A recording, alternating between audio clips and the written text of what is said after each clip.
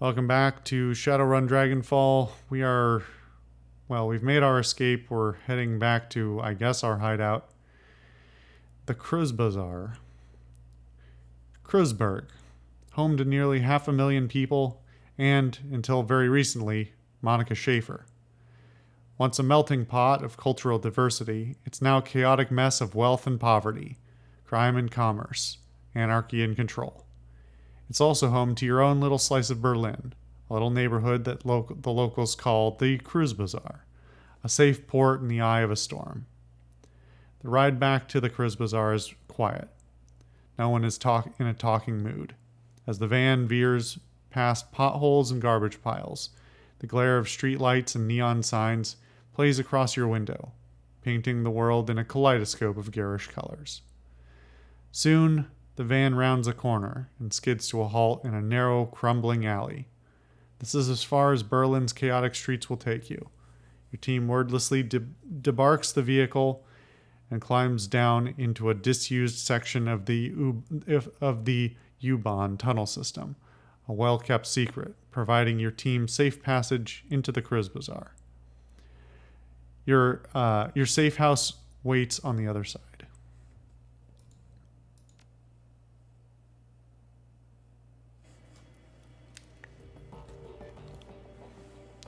Let's get inside. Yeah, Iger is still quite big.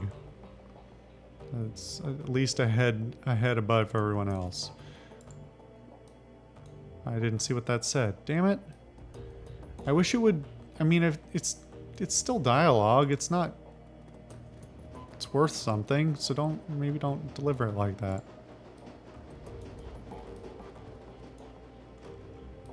Destroy all humans.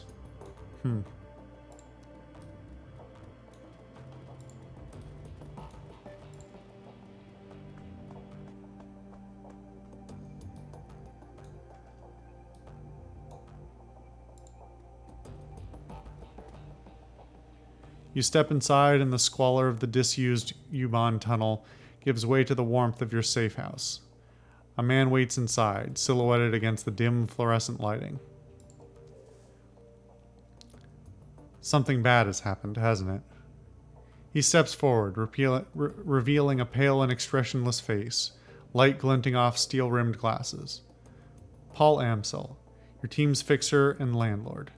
Part deal maker, part information broker. One of the most well-connected men in Berlin. His eyes sweep across the team as he takes it all in. The grim faces, the hard eyes, Iger's fury, Monica's absence. I had a feeling. How did she...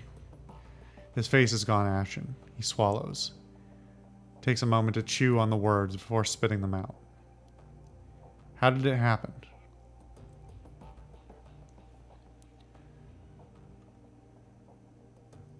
Something in the vault security system got her while she was jacked in. It was over in an instant. I've seen Monica hit black IC before. This was something worse. Glory nods, her motions robotic and spare. Monica died of biofeedback-induced stroke. That's right. Iger thrusts a gloved finger in your chest, and this idiot stood by and let it happen. What the fuck?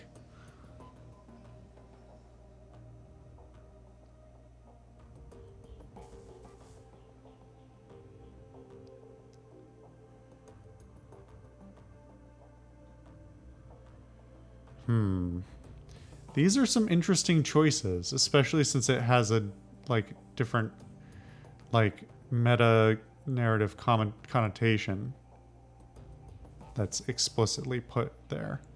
I'm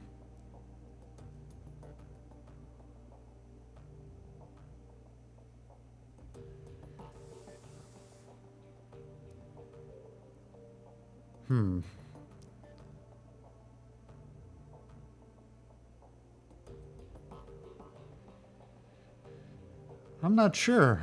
I don't really want to make an enemy. Let it happen. She jacked in, she screamed, and she seized. By the time we saw she was in trouble, it was already too late. Yeah, because you never bothered learning what to look for. Muscle contractions and microtremors are good indicators of a Decker in distress. I'm assuming you don't have anyone keeping an eye out for those? No, if you had, my friend wouldn't be lying dead in a basement. Well, dude, you weren't there, and you've got your other two friends. You allege I'm the rookie, so surely you should call those two out first. Oh, shove off, Iger. We were all on the lookout for physical security, Alice included. Throwing her under the bus isn't going to help anything. Thanks, Dietrich. I like you. Under a bus is exactly where she belongs. Iger turns to face Dietrich. She towers over him, but he stands his ground. I respect you, Dietrich. You know that. But you don't have my training. None of you have. Oh, one of those. Monica was good. She was the best, right? But she was also overconfident. She treated the job like it was a game. Do that long enough and you're going to get burned. Iger turns her focus back to you. If you'd been paying attention, you'd have figured all of this out on your own by now. You'd have known that Monica needed watching as much as the door. This is just not fair. Enough, Iger. Amsel's voice is hoarse, his expression blank. Enough. Iger pushes ahead, heedless of the interruption. Her voice remains measured, but there's fire in her eyes. How many seconds pass between Monica's first convulsion and her plug getting pulled? 4? 5? Do you know how much damage biofeedback can do to a Decker's brain in 5 seconds? Fuck off. Look, this won't... You don't have to answer that. Of course you know. Monica died while you stood there and watched. This is all your... That is enough. Amsel's voice comes out in a roar, and his fist smashes down on the desk behind him. Iger, you and Alice can have it out later, but I've had enough. We need to talk action. Our client sent you into something much bigger than he'd led us to believe. I want to know why. Right there with you. This was supposed to be a milk run. Payback isn't the only reason we need to find him. We saw something back there, something we weren't supposed to see. It's fair to assume we're all still in danger. He pauses, rubs his temples. Agreed, and to neutralize that danger, we need to know who we are dealing with. Let us review the events that transpired tonight. The smallest detail could be important, so hold nothing back.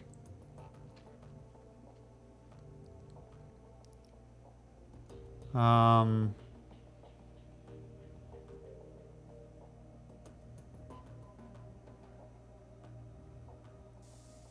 I picking one, or are we going through all of these? The estate was just a front for whatever was going on in the basement. Amsel nods. That much is clear. It wasn't a minor enterprise either. That facility took serious funds to build. And time. There was more to it than we saw. Places like that don't spring up overnight. And all in secret. The owners, whoever they may be, were none too pleased by your escape, I'm sure. What else did you find? After everything went to hell, we were confronted by an orc in military-grade armor. He appeared to be the head of security. That is not much to go on. Do any details about this orc come to mind? Any distinguishing features I could look into? He was an older guy, for one. From the sound of his voice, I'm guessing mid to late 40s. Pretty old for an orc. And he had skin grafts. Most of his face looked like replacement material. If the grafts came from a legitimate hospital, there may be medical records. That is something. I will see what I can find out. Did you note anything else during the run that may be of value? Well, I'm glad I asked this particular question, since it did feed it to me twice. I had my suspicions, but maybe it would have forced it on me no matter what. Monica lived long enough to say a name. Fierschwinge. She fought hard to tell us. Must be important. Amsel seems taken aback. He pauses for a moment before responding. The Fire Wing.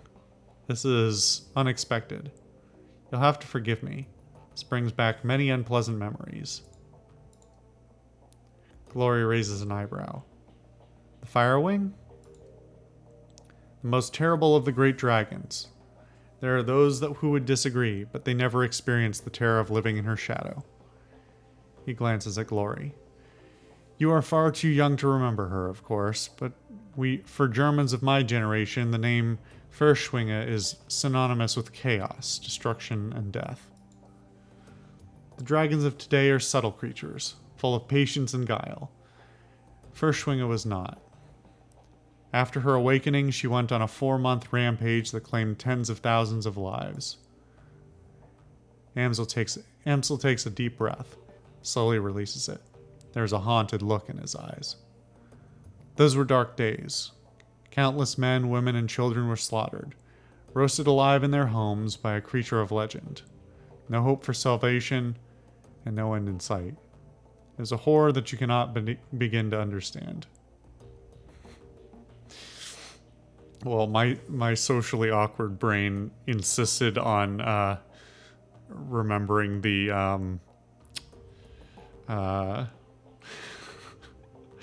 Trogdor the Burninator lyrics while I was reading that, so that's kind of awkward. Burninating the countryside. What stopped her? I can't imagine that a rampaging dragon would just go away on its own. Eventually, the Firewing was brought down by a man named Dr. Adrian Valclair. Well, with the help of the Luftwaffe, of course. But it was experimental weapons designed by Dr. Valclair that finally pierced her hide. She fell in a hail of bullets and rocket fire, and crashed down in the radioactive wasteland of the Sox. This event was called the Dragonfall. Safe at last from the dragon's wrath, Germany celebrated Valclair as a hero. Our own Siegfried, a modern-day dragon slayer. My own family practically worshipped the man. That's an interesting reference. I mean, so Siegfried is a reference to very old German folklore, but in a slightly more modern context, a reference to Wagner's Ring Cycle, which is a series of operas, and obviously it depends on the version of the story, but Siegfried is not an entirely heroic character, let's just say. There's certainly room for interpretation, and again, depending on the reading, but like, yeah. I'm not sure how deliberate that is, that comparison is, and whether, you know, from the character, that being that deliberate kind of gray area interpretation, or from the writers themselves, even if the character saying it doesn't get it. I don't know. I guess if we ever learn more about Valclair, maybe we'll understand better what that really means. If the Dragonfall was important an event as you make it out to be, I'm surprised I've never heard of it. Well, you're also a human, so why do you remember this? Or at least you appear to be human. Those early years of the awakening were traumatic, Iger. Not just on a national level, but on a global scale. New species of awakened animals were being discovered daily. Within 2 years of the Dragonfall, the active use of magic had returned to the world, a new source of terror for a bewildered public. And in 2021, the sudden emergence of orcs and trolls gave rise to yet another wave of global panic. Wait, what year is this set in? It's 2050 something?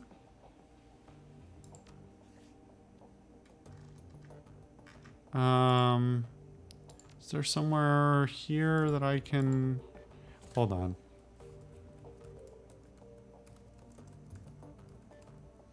I mean, it's not hugely in the future.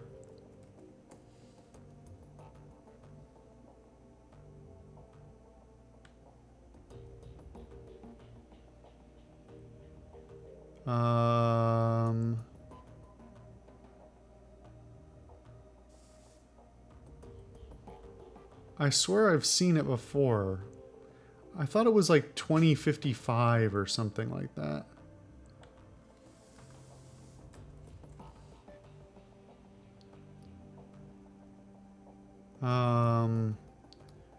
Okay, I'm not gonna spend a bunch more time on that.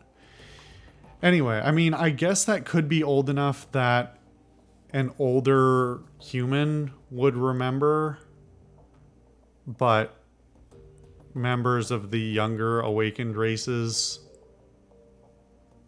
might not. It still feels weird. There's been a couple of questions now that have made me think I should go read the source books. I have some of the older ones that I've just never read. So, anyway, moving on. In light of such turmoil, is it any surprise that Dr. Valclair and the Firewing were forgotten? Dragons were yesterday's news. He rubs his temples. Again, all of this happened decades ago. To the best of my knowledge, the story of Furshwinga is a bit of historical trivia and nothing more. Alright, so Monica spent her dying breath trying to tell us about a long-dead dragon. Iger sweeps her eyes across the group, searching for a glimmer of insight. Finally, she gives up. Any ideas as to why? Amsel's voice trembles with frustration. No, it doesn't make any more sense to me than it does to you. Dragonfall is ancient history. Furshwinga has been dead and gone for 42 years. 42 years, okay, so 2053?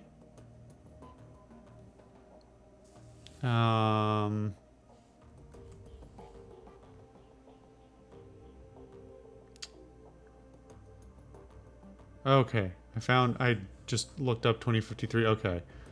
Looks like Shadowrun Returns is 2050, Dragonfall is 2053, Hong Kong 2056. Okay. That's at least what the quick Google search says. But there's one thing I do know. Whatever Monica saw, whatever she was trying to tell us, it was important. He visibly struggles to calm himself, takes a deep breath, and slowly releases it. I will look into this and find answers. In the meantime, did you turn up anything else of value? That's all we got. It is not much.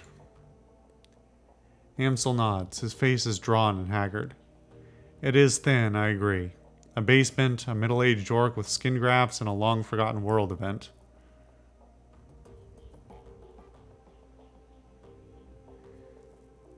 Whoever sent us knew what we were walking into. We were set up. That's obvious, but why? Paul's face reddens. I warned her. I told her not to take this run, but she assured me it would be a cakewalk. You didn't bring it to her? No, she set up the whole thing herself. Monica was approached recently by a man who calls himself Green Winters. He used to be a prominent activist in the F-state political scene. I never much liked the man, and I certainly never trusted him. But Monica, she would do anything for her cause, anything for the Flux state. He sighs. Winters swore that the data he was after was crucial to ensuring the future stability of the Flux. And that was all it took.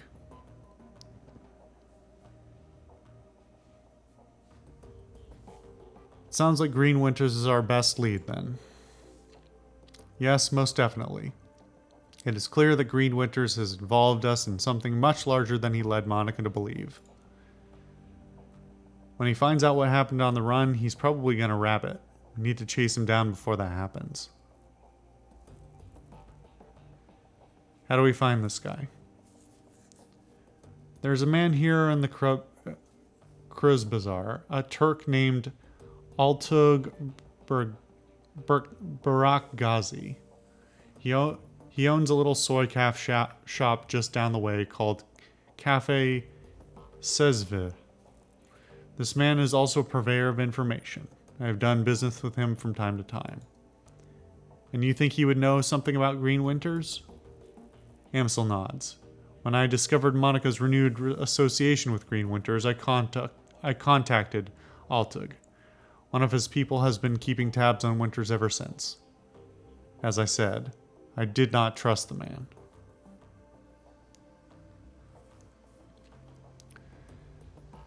Pragmatic. Sounds like it's about time I pay Altug a visit. Yes, tell him I sent you. I will do what I can to dig into the information that you've uncovered already, sparse as though it may be.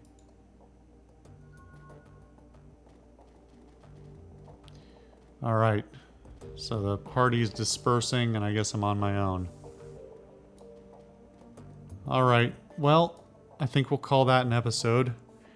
And when we come back, we'll do a little more talking and a little more exploring. See you for that then.